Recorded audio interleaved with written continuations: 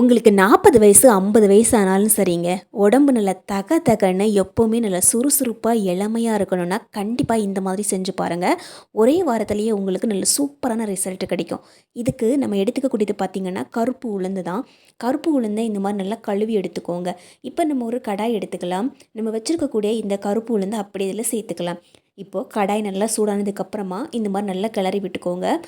First 2 நிமிஷத்துக்கு high ஃப்ளேமில் வச்சுக்கோங்க. அப்போ தான் இந்த தண்ணியெல்லாம் நல்லா வற்றி போயிடும். இப்போ தண்ணி நல்லா வற்றி வந்திருக்கு பாருங்கள்.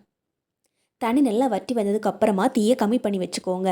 தீயை லோ ஃப்ளேம்லேயோ அல்லது மீடியம் ஃப்ளேம்லேயோ வச்சுட்டு இந்த மாதிரி நல்லா கிளறி விட்டிங்கன்னா ஒரு 3 நிமிஷத்துலேருந்து 5 நிமிஷத்துக்குள்ளேயே இந்த பருப்புகள் எல்லாம் நல்லா வறுபட்டு வந்துடும். இதோட நிறம் மாறுறது நமக்கு அவ்வளோ சீக்கிரம் தெரியாது. அதனால் நீங்கள் ஒரே ஒரு பருப்பு எடுத்து வாயில் போட்டு பார்த்தீங்கன்னாவே நல்லா கடமுடன் இருக்கணும். அந்த மாதிரி இருந்துச்சுன்னாவே பருப்பு நல்லா வறுபட்டுருக்கு அப்படிங்கிற மாதிரி அர்த்தம் தான். இப்போ நம்ம அது ஒரு பாத்திரத்தில் மாற்றி வச்சிடலாங்க. நான் எந்த கப்பில் கருப்பு உளுந்து எடுத்தனோ அதே கப்பில் தான் வெந்தயம் எடுத்துக்கிறேன். 1/4 கப் அளவுக்கு வெந்தயம் எடுத்துக்கிறேன். இப்போ இந்த வெந்தயத்தையும் இந்த பாத்திரத்தில் போட்டு இந்த மாதிரி நல்லா வறுத்து எடுத்துக்கோங்க. வெந்தயத்தை வறுக்கும்போது ஹை ஃப்ளேமில் வச்சிடாதீங்க. வெளியே மட்டும் ரொம்ப தீஞ்சு போன மாதிரி ஆகிடும். அதனால் லோ ஃப்ளேமில் வச்சுட்டு இந்த மாதிரி வறுத்து விட்டுட்டே இருங்க. ஓரளவுக்கு இந்த மாதிரி கலர் சேஞ்ச் ஆனதுக்கப்புறமா நம்ம ஒரு பாத்திரத்தில் எடுத்து மாற்றி வச்சிடலாம். கலர் நல்லாவே சேஞ்சாக இருக்குது. வெந்தயம் நல்லா வறுபடும் போது அதோட வாசனை பார்த்திங்கன்னா சூப்பராக இருக்கும். நல்லா வாசனை வர ஆரம்பிக்கும். வெந்தயம் நல்லா வறுபட்டதுக்கு அப்புறமா அதையும் நம்ம ஒரு பாத்திரத்தில் மாற்றி வச்சிடலாம். இப்போ நம்ம அடுத்ததாக எடுத்துக்கக்கூடியது முக்கியமான பொருள். அது என்னென்னா கறிவேப்பிலை தாங்க. உங்களுக்கு எவ்வளோ கறிவேப்பிலை இருக்கோ அந்த அளவுக்கு நீங்கள் கறிவேப்பிலை யூஸ் பண்ணிக்கலாம். நான் இன்றைக்கி 2 பெரிய கொத்து கறிவேப்பிலை பார்த்து எடுத்துருக்கிறேன். முதல்ல தண்ணியில் இந்த கறிவேப்பிலை நல்லா கழுவி எடுத்துக்கோங்க. தண்ணி எல்லாத்தையும் நல்லா உதறி விட்டுருங்க. இப்போது அந்த இலைகளை மட்டும் பிச்சு இந்த கடலை நம்ம சேர்த்துக்கலாம். இப்போ இந்த இலைகள் எல்லாம் ஒரு முறை இந்த மாதிரி நல்லா கிளறி விட்டுட்டு நடுவில் கொஞ்சம் இடம் கொடுத்துக்கோங்க. இதில் கொஞ்சமாக எண்ணெய் சேர்த்துக்கலாம். சமையல் எண்ணெய் 1 ஸ்பூன் அல்லது 2 ஸ்பூன் அவ்வளோதான் சேர்த்துக்கணும். ரொம்ப சேர்த்துக்க வேண்டாம். நான் இன்றைக்கி 1 ஸ்பூன் அளவுக்கு சமையல் எண்ணெய் சேர்த்துருக்குறேன். இப்போ எல்லாத்தையும் இந்த மாதிரி நல்லா மிக்ஸ் பண்ணி விட்டுக்கோங்க. மீடியம் ஃப்ளேமில் வச்சுட்டு ஒரு 2 நிமிஷத்துக்கு இந்த மாதிரி கிளறி விட்டுட்டே இருந்தாவே போதும். இலைகள் எல்லாமே நல்லா சுருண்டு வர ஆரம்பிச்சிடும். நம்ம இந்த எண்ணெயில் வதக்கி எடுக்கிறதால இது நல்ல வாசனையாகவும் இருக்கும். பாட்டி காலத்துலேருந்தே யூஸ் பண்ணக்கூடிய ஒரு சூப்பரான, அதுவும் ரொம்ப ரொம்ப ஹெல்த்தியான ஒரு பொருள் தாங்க இது. நம்ம கண்டிப்பாக நம்பி செய்யலாம். அதுவும் ரொம்ப டேஸ்டியாகவும் இருக்கும். இப்போ இந்த மாதிரி நல்லா வறுத்து எடுத்துக்கோங்க. ரொம்ப மொறு மொறுன்னு வறுத்துறாதீங்க. ஒரு மாதிரி பேப்பர் மாதிரி இருக்கும் இல்லைங்களா, அந்த மாதிரி ஒரு பருவத்துக்கு வறுத்து எடுத்துக்கோங்க. இலைகள் எல்லாம் ஓரளவுக்கு நல்லா வறுபட்டு வந்ததுக்கப்புறமா நம்ம காரம் சேர்த்துக்கலாம். நான் இன்றைக்கி 4 வரமிளகாய் சேர்த்துக்கிறேன். இப்போ இந்த வரமிளகா கூடவே நல்ல டேஸ்ட்டுக்காக பொட்டுக்கடலை 1 ஸ்பூன் அளவுக்கு சேர்த்துக்கிறேன். கூடவே தேவையான அளவு உப்பு, கல்லுப்பு 1/2 ஸ்பூன் அளவுக்கு சேர்த்துருக்குறேன். இப்போது இந்த இலை கூடவே இதையும் சேர்த்து நல்லா மிக்ஸ் பண்ணி விட்டுக்கோங்க.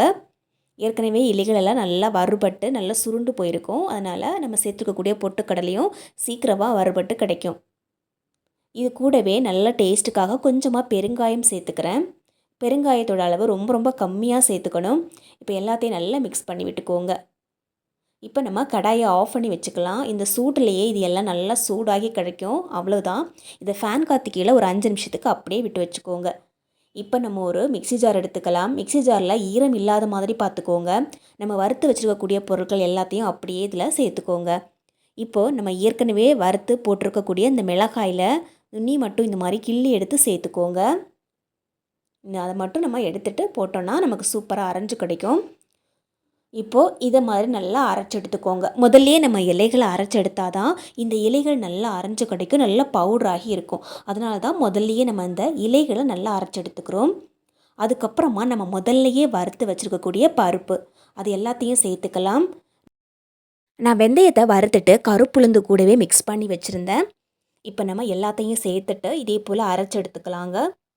அரைக்கும்போது உப்பு தேவைப்பட்டால் நீங்கள் இன்னும் கொஞ்சம் உப்பு சேர்த்து அரைச்சி எடுத்துக்கோங்க. இது ரொம்ப நாளுக்கு ஃப்ரெஷ்ஷாக அப்படியே இருக்கும். கொஞ்சம் கூட வாசனை கம்மியாகாமல் நம்ம அரைச்சி எடுக்கும்போதே சூப்பரான வாசனை இருக்குங்க. நமக்கு எப்படா சாப்பிடுவோம் அப்படின்னு தோணும். அந்த அளவுக்கு சூப்பரான வாசனை அதில் வந்துக்கிட்டே இருக்கும்.